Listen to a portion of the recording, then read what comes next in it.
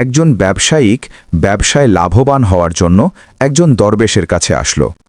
এসে আদবের সাথে সে বলল, হুজুর, আমি কিভাবে অনেক সম্পদের মালিক হব? কিসের ব্যবসা করলে? তখন দরবেশ বলল, কালো কাপড়ের ব্যবসা কর।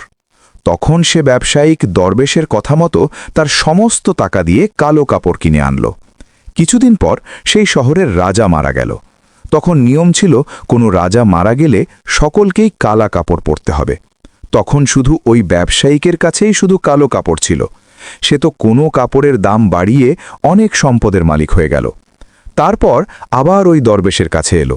ঘোড়া থেকে না নেমে বেয়াদবের সাথে বলতে লাগল, হে পাগল, এখন বলো, এখন আমি কিসের ব্যবসা করব? তখন সে দরবেশ বলল, এখন তুমি তরমুজের ব্যবসা করো। কখনোই ওই ব্যাপারী আর সমস্ত টাকা তরমুজের ব্যবসায়ী দিয়ে দিল। তখনই তরমুজ 2 দিনের ভিতর সব নষ্ট হয়ে গেল। আবার সেই ব্যাপারী ওই দরবেশের কাছে গেল, রাগ করে বলল, হেই দরবেশ, তুমি আমাকে কি বলেছ? সমস্ত সম্পদ আমার এখন নষ্ট হয়ে গিয়েছে। দরবেশ বলল, যখন তুমি আমার কাছে আদবের সাথে এসে বললে, তখন আল্লাহ তোমার সম্পদ বৃদ্ধি করে দিয়েছিলেন। যখন তুমি সম্পদশালী হয়ে গিয়েছ, তখন বেয়াদবের সাথে আমার সাথে কথা বলেছ, আর সেই সম্পদ আল্লাহ তোমার নষ্ট করে দিয়েছে। সেটা আমি করিনি, সেটি হচ্ছে তোমার কর্মের ফল।